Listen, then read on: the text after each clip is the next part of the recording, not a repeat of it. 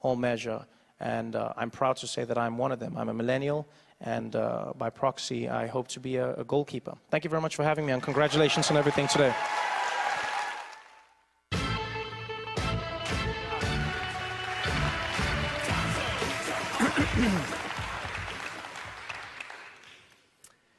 Well, we get now to the fourth and final thing that makes me excited about where we're going, and this is allies in action. Foundations, corporations, governments, and individuals working together. We've heard about a few of these kind of new partnerships with the accelerators that were announced today. And now I get to announce our final speaker. Barack Obama has dedicated his career to helping people improve their lives. First as a community organizer, then as a state senator, a U.S. senator, and then, of course, as the 44th President of the United States. I got to meet with President Obama a number of times, and I was always impressed by how he wasn't discouraged, even when tough challenges came along. He stayed focused on the work. He did what he could to make positive change. And now he's continuing that incredible commitment with the Obama Foundation. Please welcome former President Barack Obama.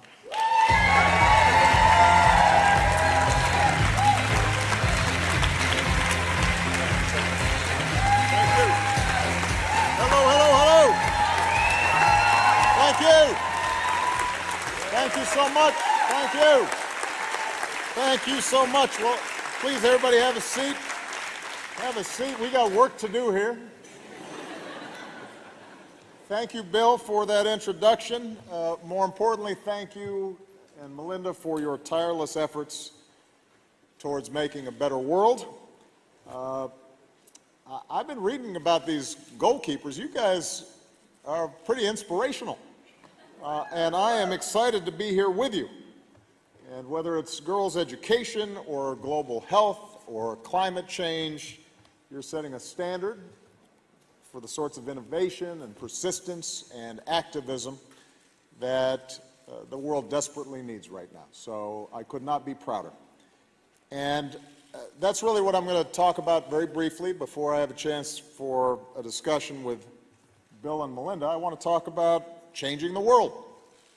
I remember sitting down with Bill in Paris a couple of years ago, where the world was coming together to hammer out an agreement, a small agreement to save the planet, by taking meaningful action to tackle climate change. It's a threat that may define the contours of this century more than just about anything else. Here was the interesting thing. Bill saw this not simply as a challenge, but also as an opportunity. And I remember him in sort of a matter-of-fact way saying, well, we're going to just have to go ahead and invent some new technologies. Which I said, I agree, let's do that. Although he knows more than me about inventing new technologies. But his tone was, yes, this is hard, but we can figure it out. It's hard, but it can be done. And that spirit, a spirit that says, to quote, I guess myself, yes, we can, rather than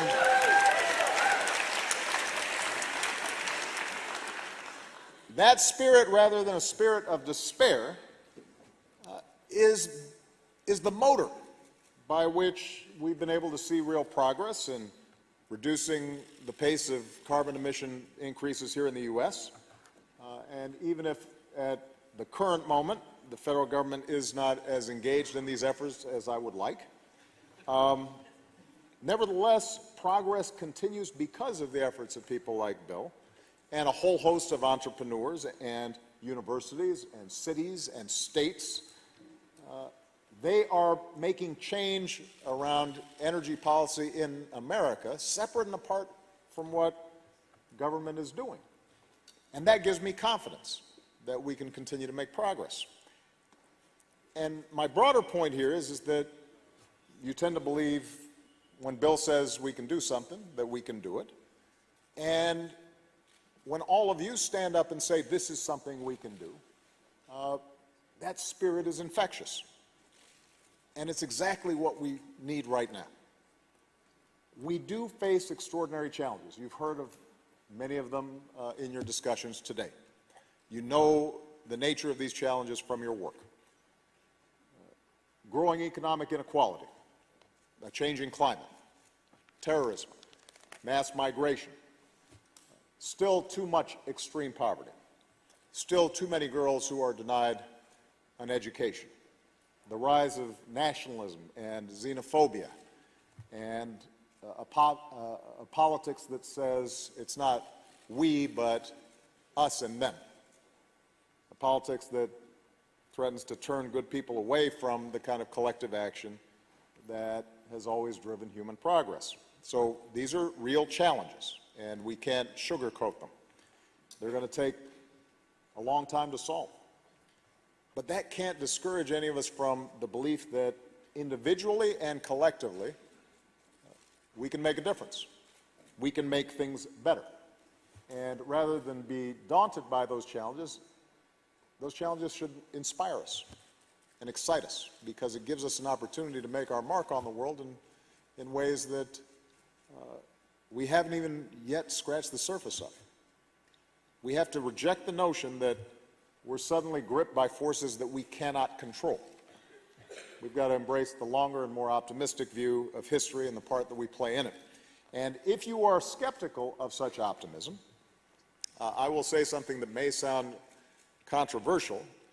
I used to say this to my staff in the White House, young interns who would come in, any group of young people that I met with, and that is that by just about every measure, America is better and the world is better than it was 50 years ago, 30 years ago, or even 10 years ago. And I know that statement doesn't jibe with the steady stream of bad news and cynicism that we're fed through television and Twitter. But think about it. I was born, I mean, I know I have gray hair, but I don't consider myself that old. But I was born at a time when women and people of color were systematically, routinely excluded from enormous portions of American life. Today, women and minorities have risen up the ranks of business and politics and everywhere else. And even if we still have miles to travel and innumerable laws and hearts and minds to change, the shift in what this country is and what it means is astonishing, remarkable, and it's happened when you measure it against the scope of human history in an instant.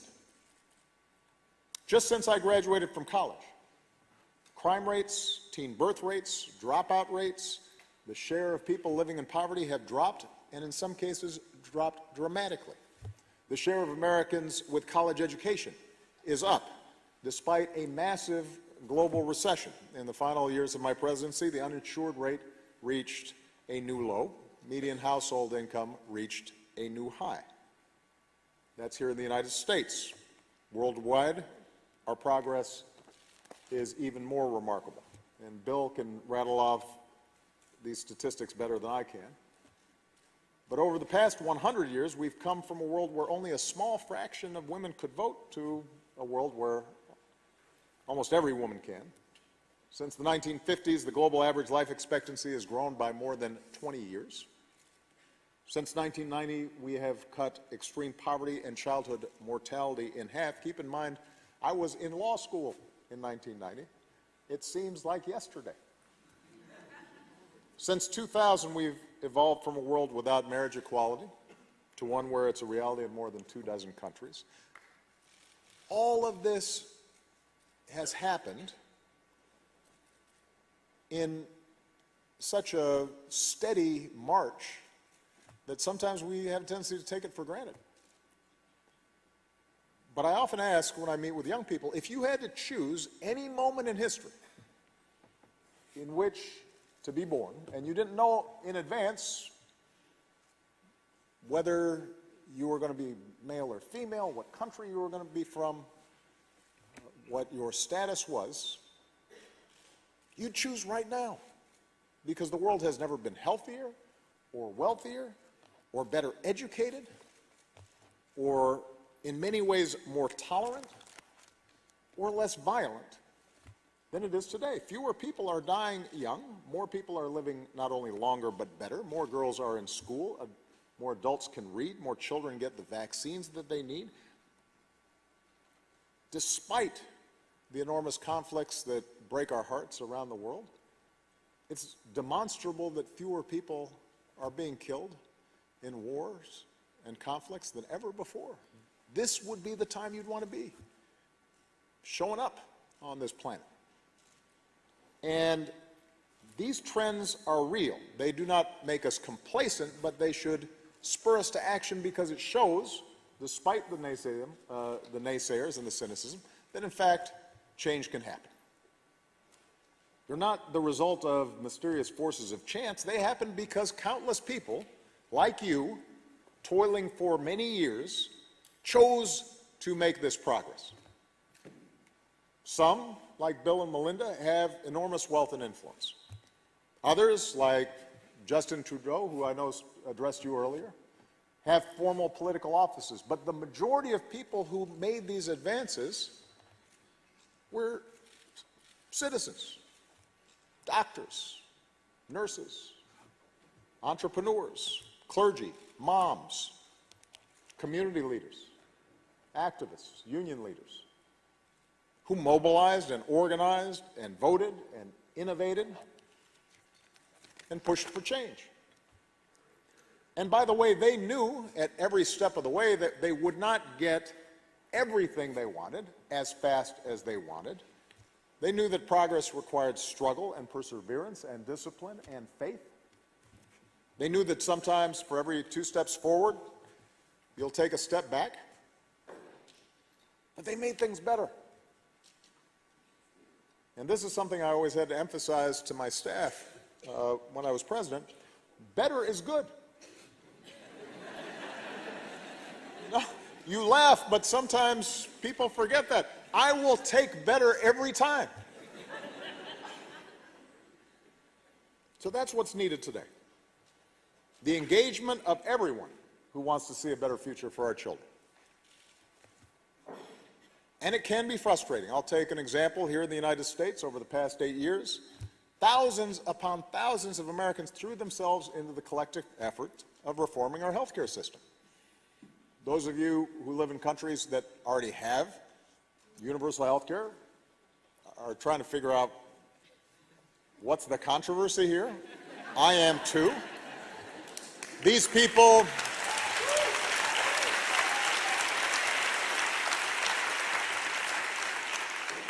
but you know, the folks who did the work, it wasn't just policy wonks, it wasn't just politicians. It was moms and dads, people who had the experience of a sick child or crushing medical bills that threatened to bankrupt them. Maybe a parent who was lost to cancer that, had that person got a regular checkup, might have been caught earlier. And those voices from every walk of life in every corner of the country, against all odds, made a difference. And for the first time, more than 90% of Americans know the security of health insurance.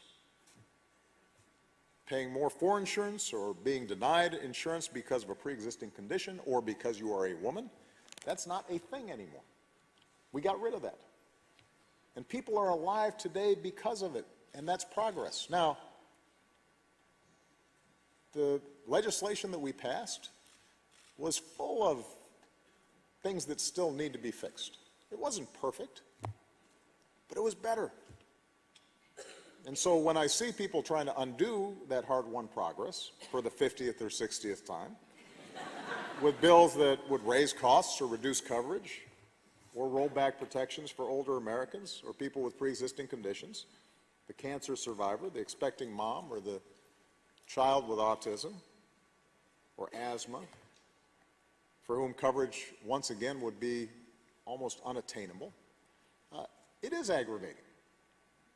And all of this being done without any demonstrable economic or actuarial or plain common sense rationale, it frustrates. And it's certainly frustrating to have to mobilize every couple of months to keep our leaders from inflicting real human suffering on our constituents. But typically that's how progress is won and how progress is maintained on every issue. We have to stand up for each other, recognize that progress is never inevitable, that it often can be fragile, it's in need of constant renewal, and our individual progress and our collective progress depends on our willingness to roll up our sleeves and work. And not be afraid to work. So, in conclusion, each of us can make a difference, and I know I'm preaching to the choir here because otherwise you wouldn't be a goalkeeper. But many of you are young and maybe have only seen forward momentum and may not have seen backward momentum yet. Many of you may confront hurdles and roadblocks and disappointments in the future. And when that happens, that's the test. The test is not how do you feel when things are going good or when you are at a cool conference in New York with Bill and Melinda Gates and Will.I.am. Right? The test is when you're in the field and you're on the ground and you are doing work and people are resisting or misunderstanding or purposely undermining efforts that you know can make a difference, and how do you respond to that? And what I'm suggesting here today is that your response has to be to reject cynicism and reject pessimism and push forward with a certain infectious and relentless optimism. Not blind optimism, not one that ignores the scale and the scope of challenges, but that hard-earned optimism that's rooted in the stories of very real progress that have occurred throughout human history.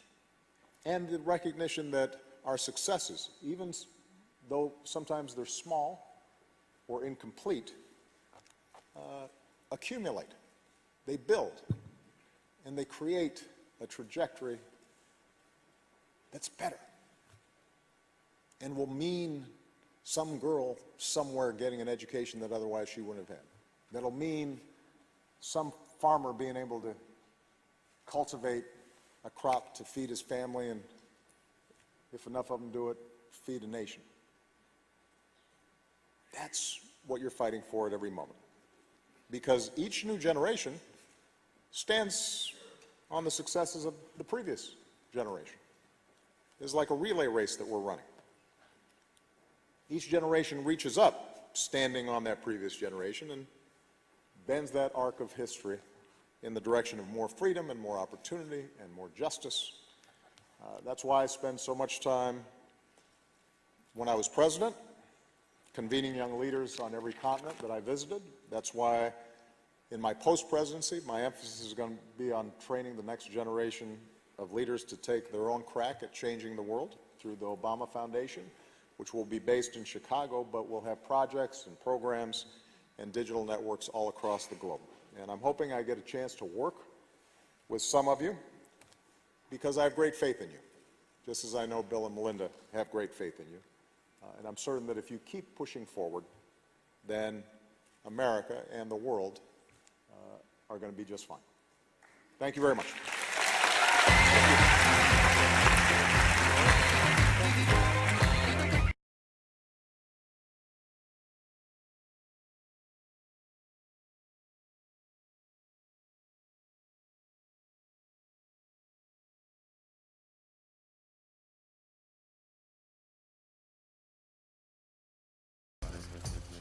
You have some theme music here. That's good.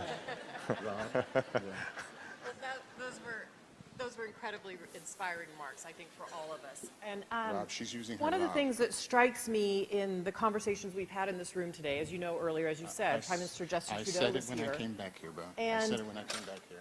you know, he started with youth movements in his own country and rose to be the prime minister. You started with as a community organizer, and rose to be president. You understand the power of moving people along, even people who aren't necessarily on your bus when you start. Talk to us a little bit about how you think of movements around the world and the power of those now, and what leaders can learn from them. Well, I'd make a couple of observations. Number one is that most big change, most human progress is driven by young people who don't know any better and figure, why can't we do something different? Old people get comfortable or cranky or protective of their status or set in their ways. There's a reason why, if you look at, for example, here in the United States, the civil rights movement, the leaders of those movements were in their 20s. Dr. King was 26 when he started, 39 when he was killed. And if you canvass the world, oftentimes that is the impetus. People asking in ways that I think are familiar to many, not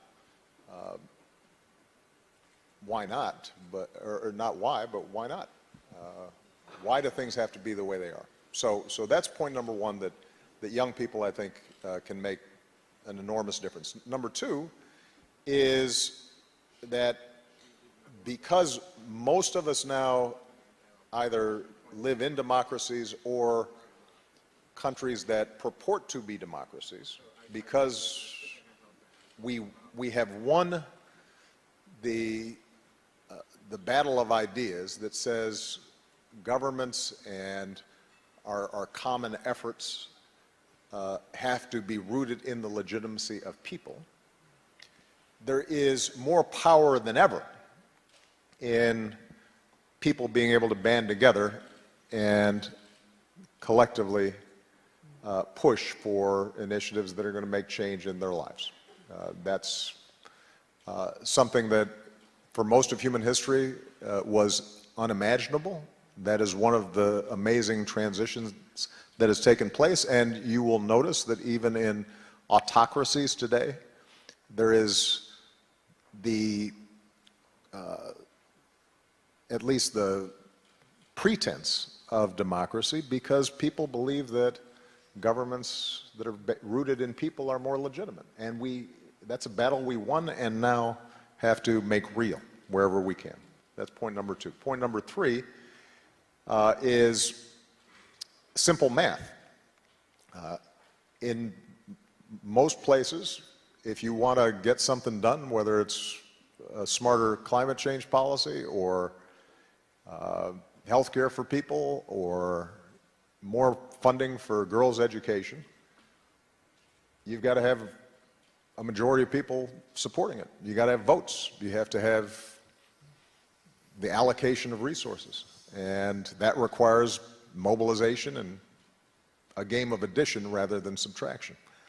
So, and the fourth point I would make would be the internet now has turbocharged the capacity for us to develop movements in ways that we had not imagined before. Now, the last thing I'll say, so that I don't sound like I'm still in the U.S. Senate and filibustering, is I guess a smaller point, but a profound one that I tried to reinforce with my staff at every level of my public work and continue to do to this day. I actually think organizing, mobilizing, starting movements starts with a story. And you can't create a story that moves large numbers of people unless you are able to listen and hear to the story of the person next to you. the story of your neighbors, the stories of your coworkers, the stories of your community, the story of people who are not like you. And so one of the things that I think is important is for us to learn how to listen to each other and learn how it is that we came to be who we are, think the way we do, because that understanding of other people's stories is how you end up ultimately forging bonds and creating the glue that creates movements. Every great movement, you think about Gandhi in India, it started with his understanding of India's story and his own story, and seeing Indians in South Africa discriminated against, and recognizing that there were traditions and myths and a power in those stories that ended up driving out the most powerful empire on earth. It wasn't guns. And increasingly that will be the case, and certainly that will be the case if we want to move forward the sustainable development goals that we're talking about. Is we've got to be able to tell a story not only to big donors or politicians, but also to, for example, people here in the United States who may feel like, look, I've got my own problems, why should I be worrying about somebody on the other side of the world? Yeah, I have to say, when we got into philanthropy and particularly studied global health, we were stunned at the progress. We'd had no idea. And it's kind of amazing if you ask even very well-educated people, what's happened with vaccination, what's happened with HIV. They don't know the positive story. And a little bit the news is always going to focus on the setbacks, because that's what happened that day. The gradual progress doesn't fit that paradigm. And even people who raise money for these causes, I have to say, sometimes even some of the material we create is talking about the piece that remains as though it's never improved. Do you have any thoughts on how we get this more positive sense of progress going, and how we would get that word out? Well, look, you're talking to somebody who for 7 years tried to get the word out that things were going pretty good, and nobody, at least about 40% of the country, didn't believe me until I was gone, and then suddenly they believed it and they said things are great.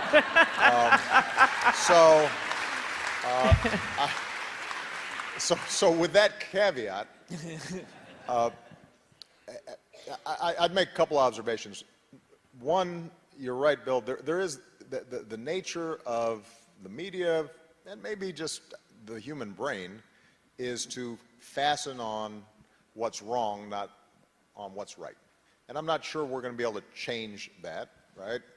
Visual displays of a fire are much more interesting than just a building sitting there. And so the fire is going to make the news, the building sitting there nicely and people are walking their dogs in front of it and stuff, that will not make the news. So I don't think that we can count on conventional media necessarily to spread the word. This is, though, where the power of the internet has not, I think, been harnessed the way it needs to be, particularly when we think about young people and young audiences. Malia and Sasha consume information differently than I do.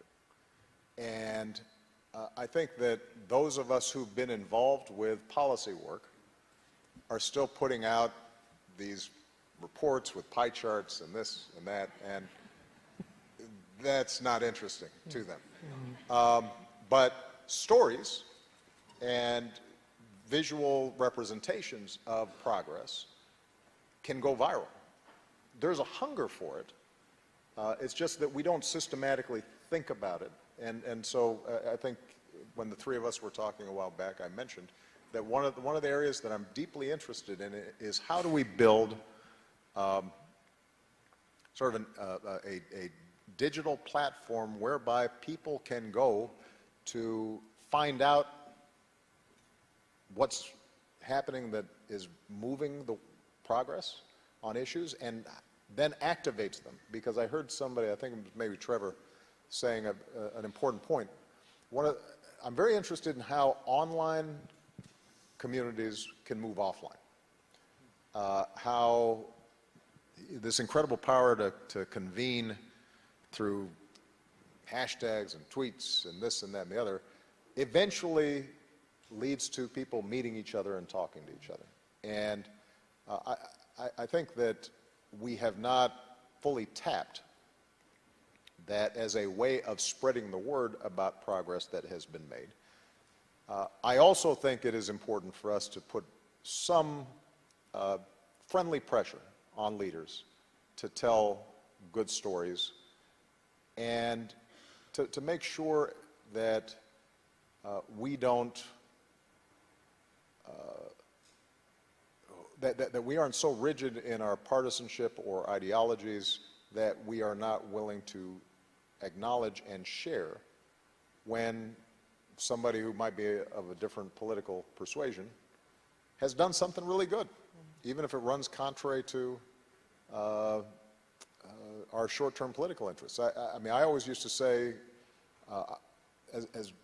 as big as the differences were between me and my predecessor, George W. Bush, that what his administration initiated with PEPFAR was a singularly important achievement that we needed to sustain and build on. And I didn't think that somehow detracted from me to say that somebody from another political party did something really smart and really good and deserved credit for it. And I feel as if these days, within our political circles, that's a hard thing for people to bring themselves to do.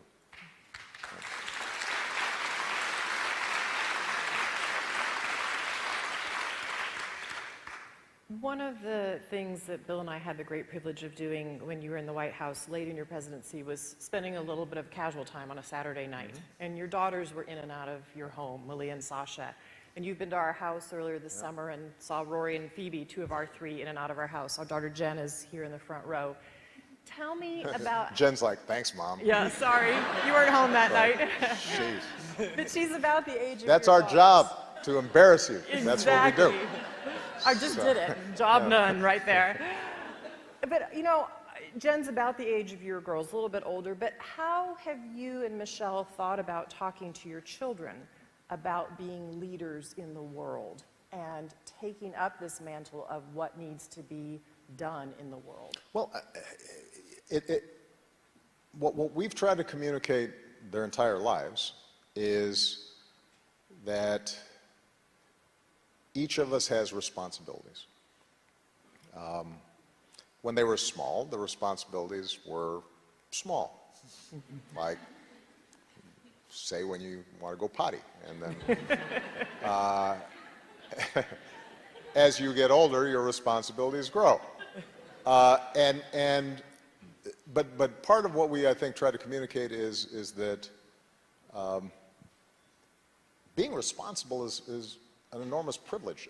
That's what marks you as a fully grown human, is that that other people rely on you, that you have influence, that you can make your mark, that if you do something well, that will improve other people's lives, that the kinds of values that we've tried to instill, many of them your basic homespun values like kindness and consideration and empathy and hard work, that those are tools by which you can shape the world around you in a way that feels good. And so what we've tried to encourage is that the sense that it's not somebody else's job, it's your job. And I think that's an ethic that they've embraced. Now they will choose to participate in different ways because they have different temperaments, different strengths. I think one of the mistakes that we sometimes make is to think that there's just one way of making a difference or being involved. You know, if you are a brilliant engineer, you don't have to make a speech. You can create an app that allows an amplification or the scaling up of something that is really powerful. If you are somebody who likes to care for people, you don't have to go out and lead the protest march. You can mentor some kids or work at a local health clinic that is going to make a difference. So there are a lot of different ways in which to make a contribution, and we try to emphasize that to them as well. And then the third thing that we try to encourage is what I mentioned in my earlier remarks, which is that you have to be persistent. I always tell people that my early work as a community organizer in Chicago taught me an incredible amount, but I didn't set the world on fire. You know, I got some public parks for communities that needed them. I started some after-school programs. We helped set up a job training program for people who had been laid off of work, but those communities weren't suddenly transformed. They still had huge problems. But I took that experience and then I was able to build on it. And I think so often we get impatient because change does not look as if, sometimes it's not as discernible or immediate or impactful as we had imagined in our minds. And we get disappointed and we get frustrated. And for me, by the way, that's advice in life and not just in social change. I assume occasionally there was a bug in the software build. Every now and then. Every once in a while, you know, and we got to patch it again. This is annoying. But that's how. I heard it a little differently than that. I wasn't known for my patience. Yeah. I didn't hear, oh darn. Bill, did you have one last question? Yeah. So this week, part of the reason we're all in New York is the United Nations is meeting. And, you know, so many of these global institutions that were created right after World War II, World Bank, World Health Organization, UNICEF, they've been key partners for many of these causes. And yet, there is definitely a cynicism about their bureaucracy, their efficiency, and their ability to change. In fact, with very few exceptions like Global Fund and Gavi, we haven't had any new ones. So over the next 10 or 20 years, do you think these global institutions in terms of reform or creating new ones for pandemics and climate change, can they step up to play the role we need them to play? Well, let me first of all say that the biggest problems we confront, no one nation is going to be able to solve on its own, not even a nation as powerful as the United States of America. There are times during my presidency where I was attacked for not claiming that we could go on our own, as if that was an expression of weakness. No, I believe that the United States is, in fact, an indispensable nation, and that many of the initiatives and much of the progress that we've made could not have been done unless we underwrote those efforts. And I'll use as an example our handling of Ebola, which in retrospect, I think a lot of historians would argue was one of the, if not the most effective emergency public health intervention in history. We had to create the architecture and the infrastructure and send our military in to create runways where the Chinese could then land planes to deliver goods. And we had to provide guarantees to the Europeans so that if they sent health workers, they could feel some assurance that they could be medevaced out if they got infected. So I take great pride in what the United States can do, but if we're talking about climate change or global migration spurred on by drought or famine or ethnic conflicts, we're not going to be able to solve those things by ourselves. And as you indicated, Bill, if we get an airborne pandemic, unlike a slow-moving,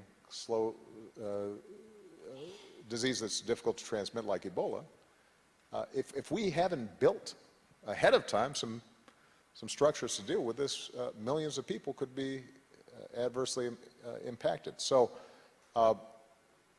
number one, you have to start with the premise and believe that multilateral institutions and efforts are important. And you don't have to cede all your sovereignty, or it doesn't make you less patriotic to believe that. You just have to have some sense and read. So that's point number one. Point number two is that, in fact, there are problems with existing multilateral institutions. Not surprisingly, they were designed post-World War II for the most part, and they couldn't have anticipated everything that's happened. There is bureaucracy and inertia and resistance to reform. So it is important for every country, every leader, to be honest about the need for reform and not simply think narrowly about, well, I want to keep certain numbers of slots or votes or this or that. At least on many of the issues where there shouldn't be a big ideological controversy. Look, reforming the Security Council, that's something that goes to core geopolitical interests and is a huge, difficult, and perhaps unachievable goal anytime soon. On the other hand, making sure that the WHO works well and that we have a sufficient security trigger when a pandemic or something else happens, that is achievable. And it shouldn't be controversial. It's just a matter of digging in and getting the work done.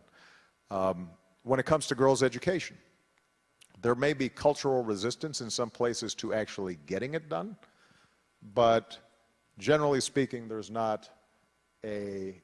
aren't that many folks who will explicitly say, I'm sorry, we don't want to educate our girls and women. As a practical matter, you may see that in certain countries, but at the level of our multilateral institutions, there should be a broad consensus. And so what I would hope for is that we come up with concrete plans in those areas, oftentimes with respect to the Sustainable Development Goals, are areas where there is a consensus on at least the aims, if not always the means. And think about how can we improve delivery systems, how can we improve their operations on a day-to-day basis. But ultimately, the last point I would make, that requires leaders to feel as if it matters and is important. That in turn requires the public think that it matters and is important, because unfortunately what you discover is that most politicians and elected leaders are followers and not leaders. They're called leaders, but most of the time they follow. They see what do their constituencies care about, and they respond. And one of the biggest challenges that we've had is that, and I speak most intimately about the United States, the general public responds with enormous generosity when they see a specific story of a child who's hungry, or somebody who's been stricken by a flood. But when it comes to just a general knowledge or interest in development funding, not only do they not know much, but they oftentimes have a negative reaction, because their view is, we've got a lot of needs here at home, why are we sending money overseas? Sadly, it is one of the only areas where Democrats and Republicans agree in the United States is on foreign aid. And repeatedly you've seen public opinion surveys where people wildly overestimate what we spend on foreign aid. They think 25% of the federal budget is going to foreign aid and helping people other than folks in their towns and their communities. So the need for public education in the ways we talked about, that promote, that tell a good story, that point out that this is actually a bargain, that connect what we do with respect to development to security, not in a perfect correlation, but to say that, look, if you've got failed states, then generally some of that's going to spill over on us. If you have economies that are failing, ironically, if you are concerned about immigration and mass migration, it's really a good investment to make countries work so that people can eat, because then it's not like they're dying to get on a dinghy and float across an ocean. If the country where they were born and they loved was functioning. So thinking about ways in which we describe this both as an economic imperative, an environmental imperative, a security imperative, the more we can influence public opinion, the more you'll see politicians respond. That doesn't mean that there is not an enormous role to play for NGOs, philanthropy, and so forth. But, and I've said this to both Bill and Melinda, even with the incredible generosity and enormous skill with which they've deployed their resources over the years, the U.S. budget's still bigger. Absolutely. A lot bigger. And, A lot. you know, this notion that you can, that I hear sometimes from young people, that you can work around government and work around politics because it's too messy, or it's corrupt, or it's, you know, I just don't like those folks, or what have you. I'm sorry, guys, that's not going to work. If you want to get done what you're talking about, you will have to combine effective philanthropy and technical know-how and you know, smart policy engineering with getting your hands dirty, trying to change public opinion and trying to ensure that the people who are in charge of the levers of power are responsive. And that will require work, and I guarantee you, you will be disappointed at points. But what a glorious thing it is to be responsible for saving the world. That's your responsibility. And Arne, thanks.